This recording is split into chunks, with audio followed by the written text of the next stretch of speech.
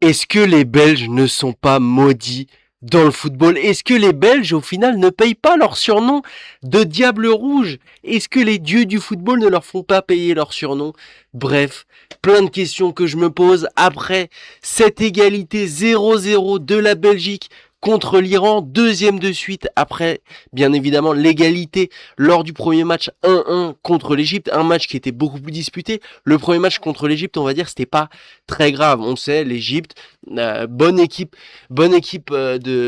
africaine, demi-finaliste de la CAN, etc. Voilà, c'est pas hyper choquant. T'as des bons joueurs, t'as des Marmouches, t'as des Mohamed Salah, etc. Cette équipe d'Iran, même si elle est 20e du classement FIFA, quand tu regardes les joueurs, tu te rends compte que la plupart évoluent même dans le championnat iranien et même, je le savais pas, mais j'ai entendu les commentateurs le dire.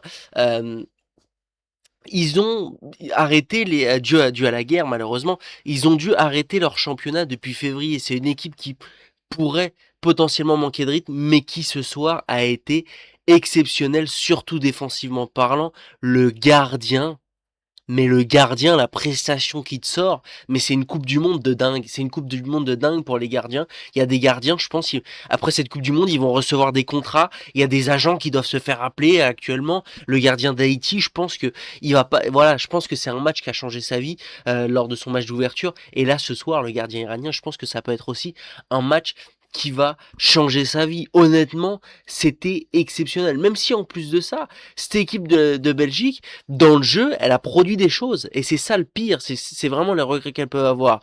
Pour moi, cette équipe de la Belgique, bon, à part Lukaku, qui est encore une fois dans une compétition internationale, vraiment, je pense Lukaku, il va sortir par la petite porte de cette équipe de la Belgique, malheureusement pour lui. Lui qui est une légende belge, hein, on va pas, c'est le meilleur buteur de la sélection, etc. Voilà, je pense que malheureusement pour lui, il a fait son temps. Malheureusement, c'est vraiment dommage qu'il n'y ait pas mieux pour cette sélection belge parce que, bon, même si en vrai de vrai, quand tu compares cette équipe de la Belgique par rapport à d'autres équipes comme le Portugal, comme la France, comme l'Angleterre, etc., t'as des joueurs qui font un peu moins rêver. Voilà, t'as des joueurs qui font un peu moins rêver. C'est pas une équipe non plus, on va dire, de rang A, de rang S, même comme les équipes que j'ai citées précédemment. Voilà, quand tu vois des Ngoy, ça fait pas non plus extrêmement rêvé. Meunier, bon, on va dire qu'il a fait son temps, il a de l'expérience, c'est sympa, mais voilà, ça pas non plus un top niveau, même un Trossard en vrai, même s'il est à Arsenal, bon.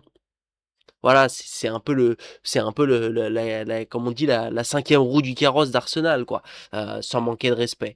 Et autour de ça, t'as quand même des joueurs vraiment très bons et d'expérience. Courtois, qui a encore une fois été très bon ce soir. C'est pour ça quand même que même en vrai, cette équipe de la Belgique, même si elle aurait mérité de gagner, elle peut quand même s'estimer assez chanceuse de ne pas non plus avoir perdu ce point qui pourra être décisif pour sa qualification. Mais en tout cas, rien n'est fait. La Belgique, après ses déboires en Coupe du Monde 2022, on se souvient, hein, vous étiez sortis, je dis vous parce que je pense qu'il y aura pas mal de Belges qui risquent de regarder cette vidéo, la Belgique qui était sortie en phase de poule, hein, après avoir gagné seulement un match, si je dis pas de bêtises, ce match c'était contre le Canada, ouais, après avoir gagné, en plus c'était le match d'ouverture contre le Canada, et ensuite avoir fait, je crois qu'ils avaient fait une égalité.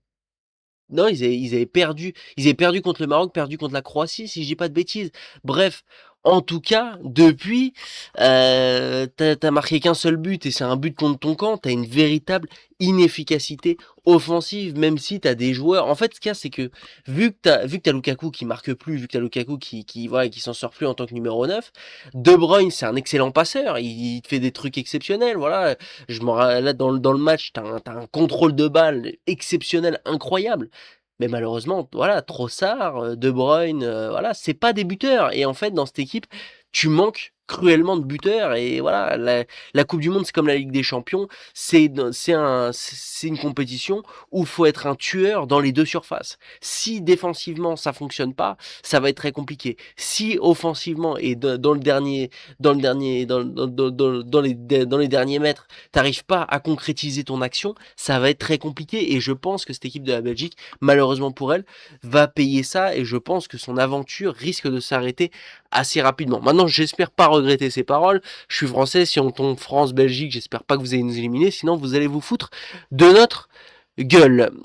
Du coup, cette équipe de la Belgique qui là actuellement est deuxième du classement avant le match Égypte-Nouvelle-Zélande, bon, ils ont de la chance entre guillemets. Leur dernier match, c'est contre la Nouvelle-Zélande qui devrait être l'équipe la plus accessible. Maintenant, attention. Attention, parce qu'en 2022, personne n'avait imaginé que la Belgique allait perdre. Si je dis pas de bêtises, la dernière journée, c'était contre le Maroc. La défaite contre le Maroc 2-0. Si c'était la dernière journée, bref, en tout cas, personne n'imaginait que la Belgique perdrait contre le Maroc et se ferait surprendre. Donc voilà, vous pouvez également très très bien vous faire surprendre. Cette équipe de Nouvelle-Zélande, si elle a fait égalité contre l'Iran, c'est pas pour rien. Voilà, c'est pas pour rien. En plus, elle a réussi à marquer contre l'Iran, ce que la Belgique n'a pas réussi à faire. Donc la Belgique peut très très bien se faire surprendre. Bref, on va voir également ce qui s'est dit un petit peu sur les réseaux sociaux des actions. Là, on voit là, une action de très très grande classe de Thibaut Courtois. Regardez-moi ça. Oh là là là là, le truc. Donc là, vraiment, c'était un match pour les gardiens. Mais on a pu observer également, déjà, que les Iraniens étaient extrêmement préparés pour les coups de pied arrêtés. Je pense notamment à leur but, là, qu'on va voir, malheureusement, qui était hors jeu. Mais voilà, également, hein, ça veut dire quelque chose. Quand, quand le seul but de la rencontre, il a été annulé, mais du côté iranien, ça veut dire que vraiment la Belgique a été inoffensif offensivement, alors que pourtant elle a sait créer des occasions. Elle finit le match, si je dis pas de bêtises, avec 1,70 XG, quelque chose comme ça. On va regarder juste au-dessus. 1,82 d'XG, 23 tirs, t'es pas capable de marquer un but. Moi, en plus de ça, j'allais vous dire, moi, ce match, il me rappelle un petit peu les matchs du Paris Saint-Germain en Ligue 1. Mais pas vraiment, parce qu'en fait, ok, effectivement, l'Iran était beaucoup plus faible que la Belgique. Ça, on se l'attendait. Mais l'Iran a quand même réussi à se créer des occasions. Je pense notamment, après le carton rouge, l'Iran a complètement dominé la rencontre et s'est créé pas mal d'occasions extrêmement dangereuses. On va pas se mentir, le carton rouge, moi, je l'ai trouvé un petit peu douteux. Honnêtement, ah, si, il y a faute, mais les joueurs iraniens, ils en rajoutent tellement que t'as même pas envie de donner carton rouge. T'as même pas envie de donner carton rouge, honnêtement. Euh, et par contre, du coup, sur coup de pied arrêté, la Belgique, c'est extrêmement friable. Et je crois que Claude Puel, malheureusement, il a ce problème de tactique, en fait. Voilà, de tactique, de travail, machin, etc. Est-ce que c'est vraiment un coach qui est capable d'emmener une sélection très loin? Attention, mes paroles, se trouve, je vais les regretter si la Belgique, au final, va au bout. Mais ça m'étonnerait, franchement, énormément que cette équipe de la Belgique aille au bout ou même aille loin lors de cette Coupe du Monde. Franchement, en tout cas avec le niveau qu'elle affiche actuellement. Juste regarder cet arrêt. Là, le gif va revenir voilà, au début. L'arrêt plein fer. Le mec, parce que là, on se rend pas compte, parce que c'est un gif, c'est au ralenti, tout ça.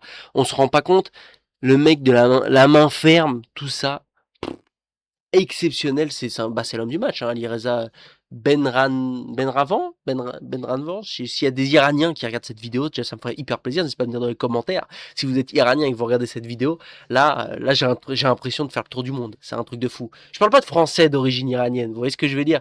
Je parle de mecs qui habitent en Iran et qui me regardent.